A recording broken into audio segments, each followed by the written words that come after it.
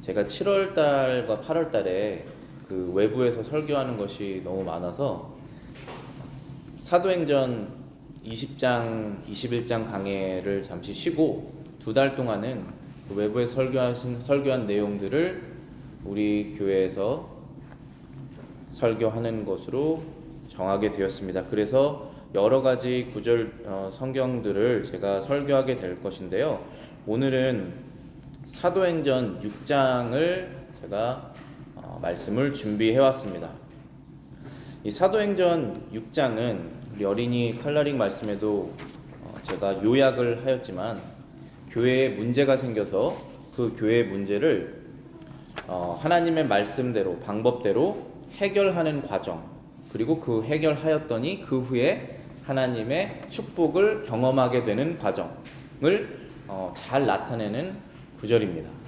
우리가 교회로 모였지만 결국은 여러분들이 없으면 교회는 없는 것입니다. 그 뜻은 여러분들 한 명 한 명이 주님의 몸된 지체로서의 교회죠. 여러분들 스스로 인생 가운데 드러나는 문제가 있을 것입니다. 그 문제가 하나님의 방법대로 해결되었을 때 그때의 그 문제를 넘어서는 하나님의 축복을 경험하실 수 있을 것입니다. 그것이 신앙생활이죠. 그 신앙생활을 여러분들이 더 잘 누리시기를, 또 우리 교회에서 그런 문제들이 있다면 하나님의 뜻대로 해결돼서 성장했다면, 문제가 없다고 느꼈다면 또 하나님께 감사를 드리며 그러한 시간이 되기를 원합니다. 그런 마음에서 이 말씀을 준비해 봤습니다. 비가 온 뒤에 땅이 굳어진다. 그런 말 속담이죠. 많이 들어보셨죠? 비가 온 뒤에 땅이 굳어진다. 비는 인생의 어려움입니다. 그리고 문제죠. 비가 내리면 땅이 질어집니다. 그래서 걷기가 너무 어렵죠. 걷고 싶지가 않습니다. 그런데 곧 비가 멈추고 땅이 마르면은 더 땅이 단단해져서 그 땅을 더 잘 걸을 수가 있습니다. 사람도 힘든 인생의 시간을 견뎌내면 더 강해질 수 있다. 이게 그 속담의 의미겠죠. 자, 그런데 여기까지의 이 말은 모든 종교에서 다 할 수 있어요. 기독교도 할 수 있고, 불교도 할 수 있고, 천주교도 할 수 있고, 이슬람도 할 수 있습니다. 어려움을 인내하면 더 좋은 시기가 온다. 이것은 하나님의 말씀이 아니에요. 물론 그 안에 하나님의 진리가 있습니다. 그 두 가지를 잘 구별하셔야 돼요. 예를 들어서 이런 것입니다. 사람이 심은 대로 거두리라. 이것은 모든 인생 가운데 적용되는 말씀입니다. 학생이면 공부를 하지 않으면 성적이 나오지 않는다. 부부에서 서로 사랑하지 않으면 문제가 일어난다. 준비하지 않으면 문제가 닥친다. 당연히 맞는 말이죠. 심은 대로 거둔다. 그것은 하나님의 진리입니다. 그래서 비가 온 뒤에 땅이 굳어진다는 것도 진리가 속해 있지만 그것이 근데 하나님의 말씀이라고 할 수가 없습니다. 왜 그러냐 하면 그 시련을 하나님의 뜻대로 이겨내라라고 하는 부분이 빠졌고, 그 시련을 이겨낼 수 있는 힘은 우리에게 없고 하나님께 있다라고 하는 사실이 빠져있기 때문에 그것은 하나님의 말씀이 될 수 없습니다. 비록 하나님의 진리가 섞여 있기는 하지만 이것을 여러분들이 잘 구별하셔야 될 것입니다. 그래야지만이 하나님의 뜻이 여러분들의 인생 가운데 이루어지고 여러분들의 인생에 정말 여러분들이 그 원하시는 영적인 열매가 생기게 될 것이에요. 이 부분을 여러분들이 잘 이해하셨으면 좋겠습니다. 하나님께서는 우리의 인생의 현실적인 문제들을 모르시는 분이 아니세요. 우리의 조급함을 모르시는 것도 아니고 우리의 염려도 모르시는 것이 아닙니다. 그런데 그 염려와 조급함과 문제들을 하나님께 맡겨라, 이 말씀을 하세요. 왜 그러실까요? 하나님께서 이 세상보다 크시다는 것을 우리가 알기를 원하시는 것입니다. 그런데 알려면 하나님의 방법대로 하나님을 의지해서 인내함으로 그 어려운 마치 비가 온 땅을 지나가야지 그것을 하나님의 능력을 경험할 수 있기 때문입니다. 하나님의 능력을 경험하는 것이 2차적인 목적이에요. 그럼 1차적인 목적은 뭘까요? 경험한 사람이 하나님께 영광을 돌리는 것이 첫 번째 목적입니다. 항상 하나님은 무슨 일을 하실 때 자기 자신의 영광을 위해서 하십니다. 저와 여러분들은 그렇게 하면 이기적인 사람이 될 거예요. 저와 여러분들은 우리의 영광을 위해서 하면 얼마나 이기적인 사람이 되겠습니까? 그러나 하나님은 달라요. 하나님은 사람이 아니십니다. 하나님의 영광대로 하실 때도 영원한 사랑과 영원한 거룩이 계속적으로 나오게 되시는 그분이 신입니다. 우리는 그 하나님을 믿는 거예요. 여기 예루살렘 교회가 있습니다. 예루살렘 교회는 신약의 첫 교회예요. 이 예루살렘 교회는 얼마나 대단한 교회냐면은 예수님과 3년 동안 같이 생활을 했던 진짜 그 하나님의 아들, 하나님이신 그분과 생활을 했던 사도들이 모여있던 교회 지도자로 있었던 그 교회입니다. 그런 교회 다니고 싶지 않으세요? 여러분들이 지도자가 얼마나 부족합니까? 그런데 이 사람들은 사도들이잖아요.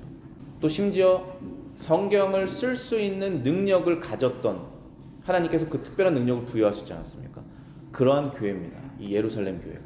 그런데 예루살렘 교회에도 문제가 있었어요. 그리고 그 문제가 해결됩니다. 문제가 없는 교회는 없습니다. 이것은 제가 개런티를 할게요. 왜냐하면 여러분들 한 명 한 명이 교회시잖아요. 여러분 한 명 한 명이 스스로 문제가 없을 수가 없지 않습니까? 그래서 문제가 없는 교회는 없습니다. 문제가 없는 교회는 어떤 교회냐면 아무도 없어야 돼요. 교회 성도가. 심지어 저도 없어야 돼요. 목회자도 없어야 돼요. 그럼 그 교회는 문제가 없습니다. 그런 교회는 하나님께서 원하시지 않습니다. 그건 교회가 아니에요. 사람이 모이면 문제가 생기는데 교인들도 문제를 가지고 있는 사람들입니다. 그건 저와 여러분들이 다 알고 계시죠. 심지어 사도들이 목회를 했던 이 교회에도 문제와 원망이 있었다는 사실입니다. 이것이 때로는 은혜가 될 수 있어요, 우리에게. 1절 한번 읽어보겠습니다. 그때 제자가 더 많아졌는데 헬라파 유대인들이 자기의 과부들이 그 매일 구제에 빠짐으로 히브리파 사람들을 원망했다라고 되어 있습니다. 여기서 헬라파라는 사람들은 헬라어를 쓰는 유대인들을 말해요. 그리고 히브리파 사람들은 히브리 언어를 쓰는 유대인을 말합니다. 이 두 그룹, 언어가 다르고 문화가 좀 달랐겠죠. 그 그룹 사이에 불만이 생긴 것입니다. 근데 어떤 불만이냐면은 헬라파 유대인들의 과부들, 성경에서 과부를, 고아와 과부, 외국인을 도우라는 성경 말씀이 굉장히 자주 나오죠. 남편을 잃은 나이가 많으신 연로하신 여자 성도분들을 교회에서 도와야 된다라고 말합니다. 그들을 도울 수 있는, 직접적으로 도울 수 있는 자녀들이 없다면. 그런데 히브리 사람들 과부만 도움을 받고 헬라파 사람들 과부는 도움을 못 받은 것입니다. 여기서 도움이라는 건 직접적인 음식이에요. 직접적인 경제적인 도움을 못 받았다는 거예요. 그래서 뭐가 생겼냐 하면 원망이 생겼다. 컴플레인이 생겼습니다. 나쁜 건 아닙니다. 왜냐하면 교회는 완벽할 수가 없기 때문에 대화를 통해서, 문제를 통해서 그것이 드러날 수밖에 없어요. 그렇죠? 서로 아무런 관심이 없으면 문제가 드러나지 않습니다. 그러나 같이 뭔가를 하려고 하면 컴플레인이 나올 수밖에 없어요. 심지어 사도들이 목회하는 교회에도 그런 일이 있었다는 것입니다. 교인이 많아지면 더 많은 문제가 있겠죠. 지금 예루살렘의 교회에 신자들이 많이 생기면서 해야 될 일이 많으니까 문제들이 생기게 된 것입니다.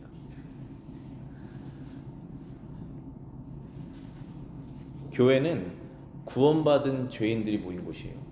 메리지 카운슬링, 패밀리 카운슬링 이런 수업을 들으면서 너무나 저희 공감이 되는 그 원리가, 가정은 죄인들이 모인 곳인데 어떻게 문제가 없겠느냐라는 것입니다. 그리스도인들은 구원받은 죄인들이시지 않습니까? 구원받은 죄인들이 모인 곳이 교회인데 어떻게 문제가 없을 수 있겠습니까? 그것도 자발적으로 모인 곳이죠. 우리가 이 사도행전 6장에서 예루살렘 교회를 보면서 기억해야 될 것은 교회의 문제가 지도자들에게 전달돼야 됩니다. 이러한 커뮤니케이션 없으면 교회는 성장하지 않아요. 교회는 하나의 가정이 될 수가 없습니다. 제일 첫 번째 문제예요. 항상 가정상담, 메리지 카운슬링 할 때 커뮤니케이션, 남편과 아내 가운데 자신의 마음속에 있는 문제를 서로 얘기하지 않았을 때는 아무런 것도 해결되지 않습니다. 교회도 마찬가지예요. 교회도 성도 간의 문제가 있으면 스스로 해결하셔야 돼요. 그런데 안 되면 가지고 위로 가야 됩니다. 그것이 당회예요. 당회는 교회의 장로 목사로 구성되어 있는 곳입니다. 근데 교회 당회에서도 문제가 해결이 안 돼요. 그럴 수 있죠. 그럼 어디로 갑니까? 노회로 갑니다. 프레스비테리예요.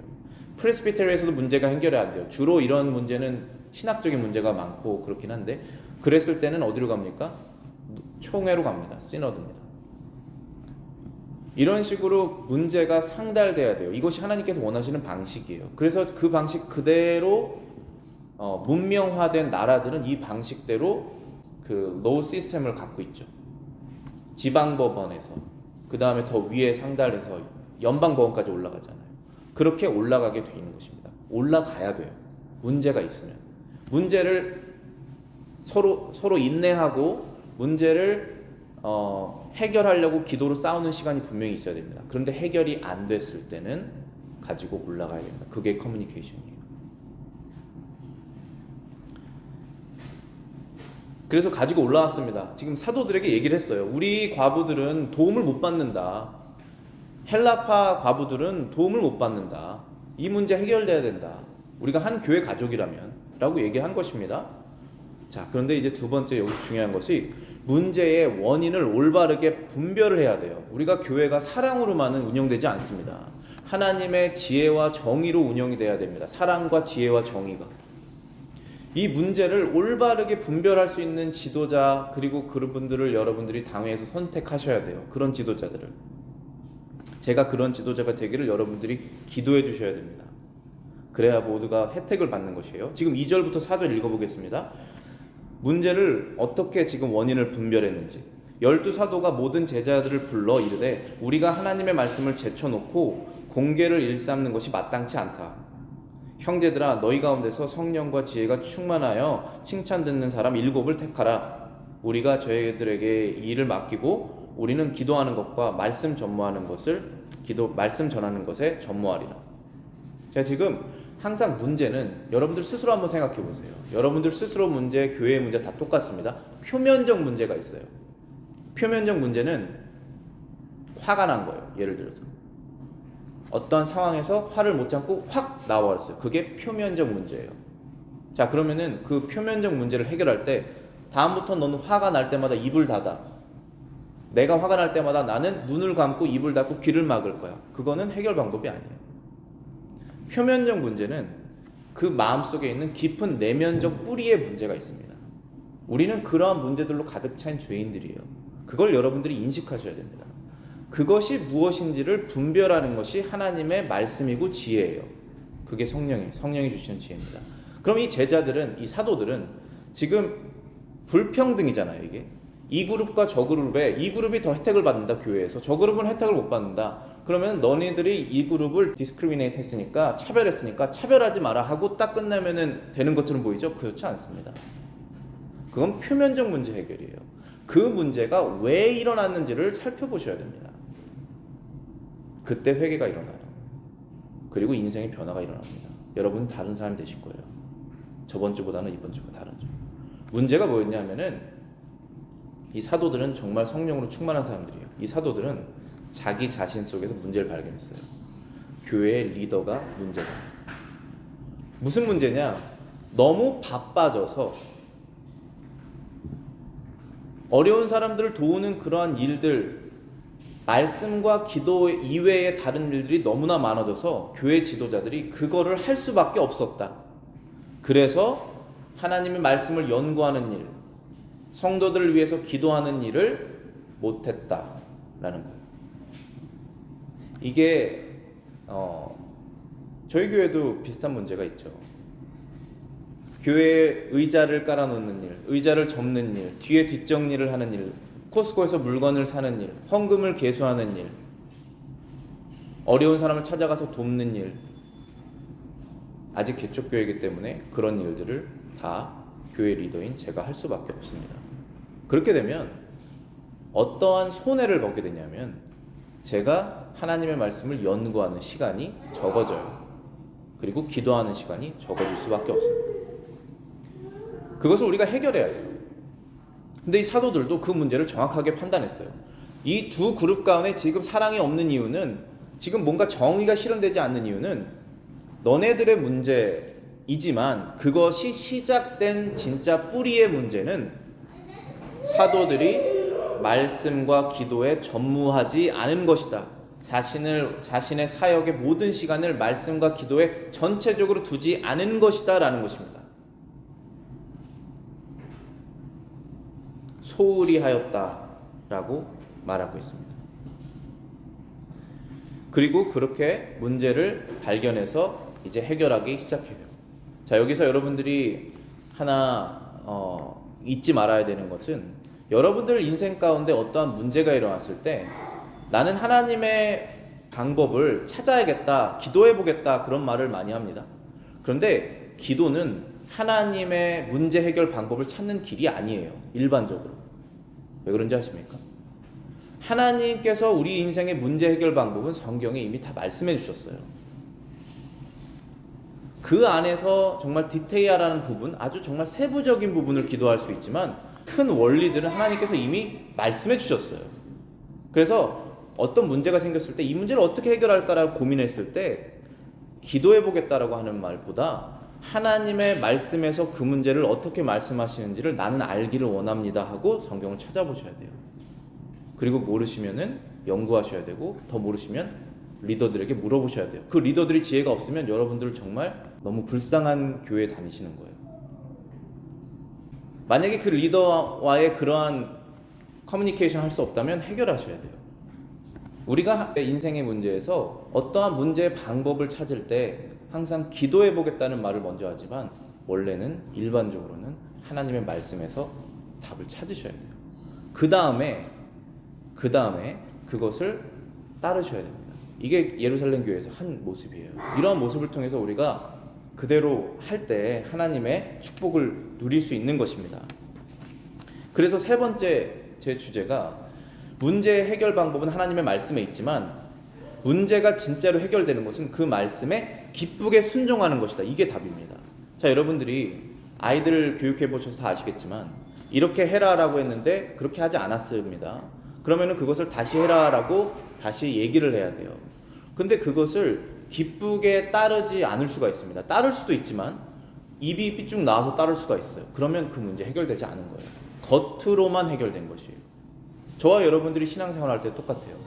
저와 여러분들이 신앙생활할 때 하나님의 말씀, 내 문제는 지금 이건데 성경을 읽다 보니까 내 문제가 뭔지 알게 됐어요. 난 이게 문제였구나. 근데 이건 절대로 내가 바꾸고 싶지가 않아요. 근데 바꾸고 싶지 않아서 안 바꾸면 열매가 없어요. 그건 확실해요.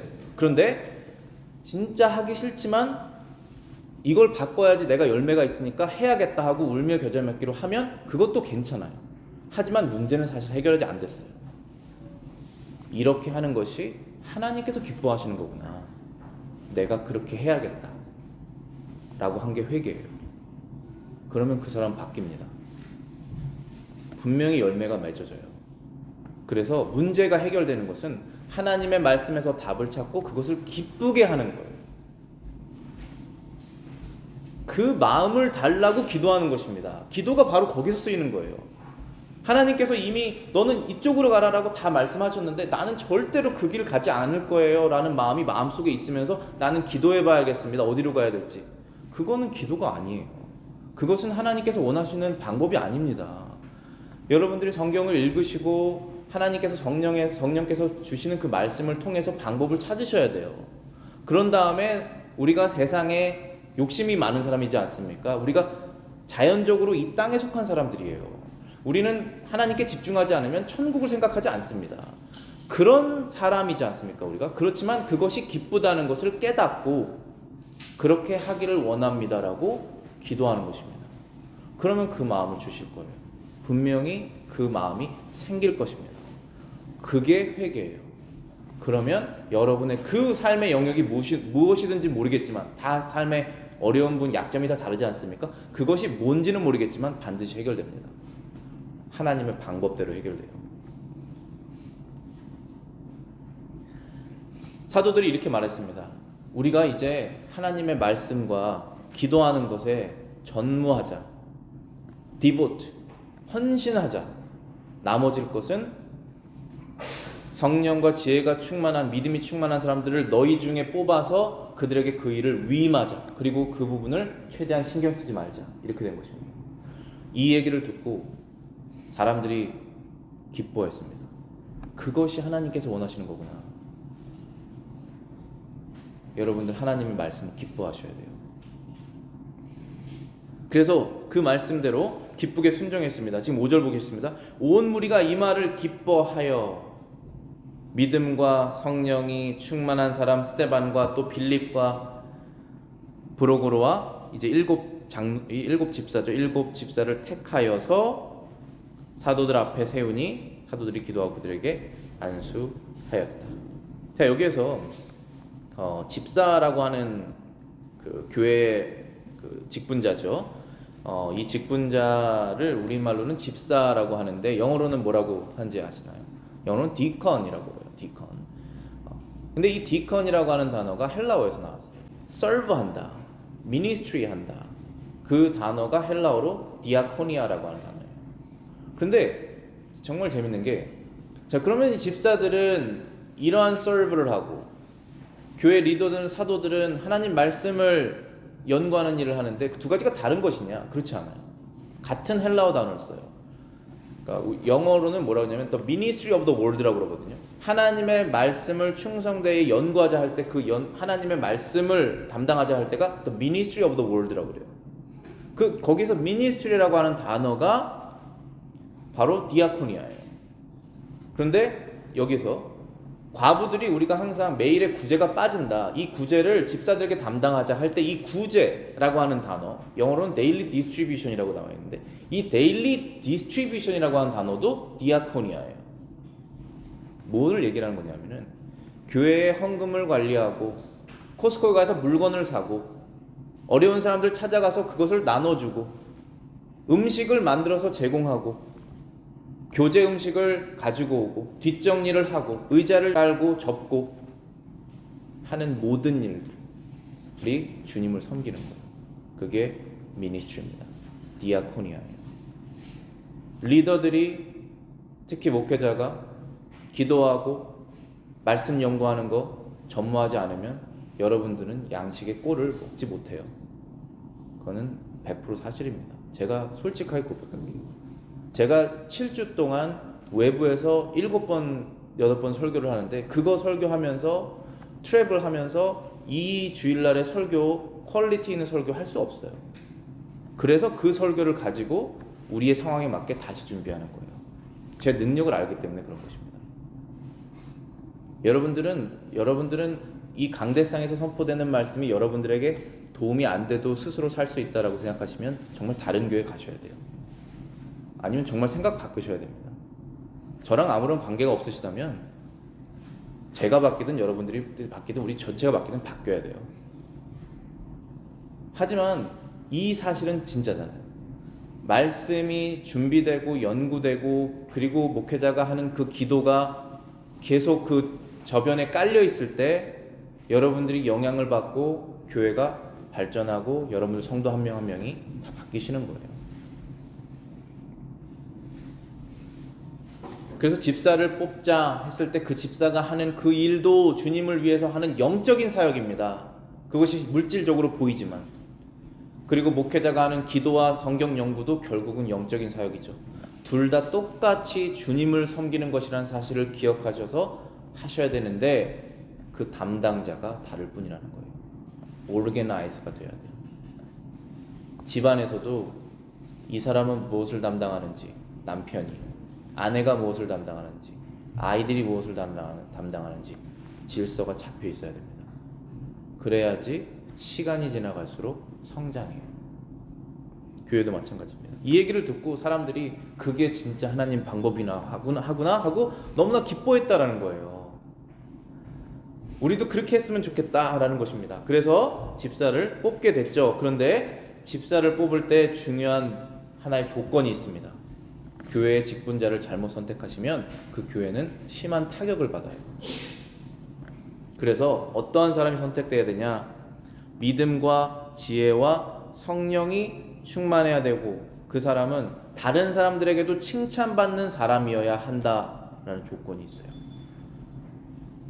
지금 여기 9절에 나오죠. 3절에 보면 너희 가운데서 여러분들이 아시는 분에서 뽑아야 된다는 거예요. 멤버 중에서 성령과 지혜가 충만하여 칭찬 듣는 사람 7을 택해라. 우리는 이 일을 저희들에게 맡기겠다라고 그랬죠. 그래서 5절에 보시면은 사람들이 성도들이 뽑은 것입니다. 믿음과 성령이 충만한 사람을 스데반 외 6명 총 7명을 뽑았다는 것입니다. 자, 그리고 뽑았으면 이제 문제 해결 방법을 알았고 문제를 해결하는 방법으로 지금 나아갔죠. 첫 출발했어요. 그런 다음에는 그 사람들이 뭐 했을까요? 이제 기도하는 거예요. 물론 그전에도 기도했겠죠. 근데 이제 기도가 더 필요해요. 왜 그렇습니까? 우리가 하나님의 말씀대로 내 문제 해결 방법을 알았다고 해도 내가 그것을 매일매일 순종할 힘이 없습니다. 저와 여러분들 안에서. 그래서 우리가 예수님을 주니로 세이비어로 믿는 거예요. 예수님 그 힘을 주세요. 내가 이 문제를 이제 방법을 알았으니까 그거를 순종할 수 있는, 기쁘게 순종할 수 있는 힘을 주시옵소서라고 하루를 여시는 거예요. 그게 기도입니다. 순간순간 하는 기도죠. 그래서 6절에 보시면은 사도들 앞에 세우니 사도들이 기도하고 그들에게 안수하니라. 기도는 하나님께서 나 대신에 일을 해주시기를 원하시는 것입니다. 하나님의 뜻을 안다고 해도 우리는 따를 힘이 없기 때문에 그런 것입니다. 여기에서 안수하는 것은 공식적으로 선포하는 거예요. 하나님의 뜻이 이 직분자들 통해서 이루어지기를 하나님의 앞과 그리고 성도들 앞에서 공식적으로 선포하는 엄숙한 예식이죠. 그렇게 안수를 해서 집사가 7명이 생기게 됩니다. 자, 그러면은 이제 어떻게 됐을까요? 사도들은 Ministry of the Word, 말씀을 연구하는 것과 prayer, 기도하는 것에 전무, devote, 자신의 삶을 완전하게 디보트를 하고 교회에서 대표가 될 만한 지혜와 성령과 믿음이 충만한 그리고 모든 사람들에게 칭찬받는 7명의 집사가 생긴 교회입니다. 어떻게 됐을까요? 당연히 성장할 수밖에 없죠. 당연히 문제가 해결될 수밖에 없습니다. 거기에 기도까지 하잖아요. 7절입니다. 하나님의 말씀이 점점 왕성하여 예루살렘에 있는 제자의 수가 더 심히 많아지고 허다한 제사장의 무리도 이 도에 복종하니라. 세 가지가 지금 나왔어요. 하나님의 말씀이 왕성해진다. 무슨 뜻일까요? 하나님의 말씀을 늘 왕성합니다. 그런데 이 말씀의 능력이 각자 인생 가운데 드러난다는 것이에요. 교회 가운데 하나님의 말씀의 능력이 나오는 것입니다. 두 번째는 예수 그리스도의 제자의 수가 더 많아지느라. 이것은 분명히 믿지 않는 사람들이 예수님을 믿게 됐다는 것이죠. 여러분과 저의 인생 가운데는 이 말씀이 어떻게 적용되겠습니까? 내가 이제 참된 예수님의 제자구나. 내가 점점 더 그렇게 돼가고 있구나. 이런 것을 발견하는 삶이 나오게 되는 것입니다. 내 주인이 진짜 예수님이구나. 그러한 것이 여러분 각자 속에서 여러분 교회 가운데서 일어나게 된다는 것입니다. 하나님의 말씀대로 문제가 해결됐을 때, 기쁘게 순종했을 때. 자, 그럼 세 번째는 하나님의 뜻에 반대하는 자들도 굴복한다. 이 부분도 지금 성경에 기록하고 있는 의미가 있습니다. 7절에 보시면은 허다한 제사장의 무리도 이 도에 복종하였다.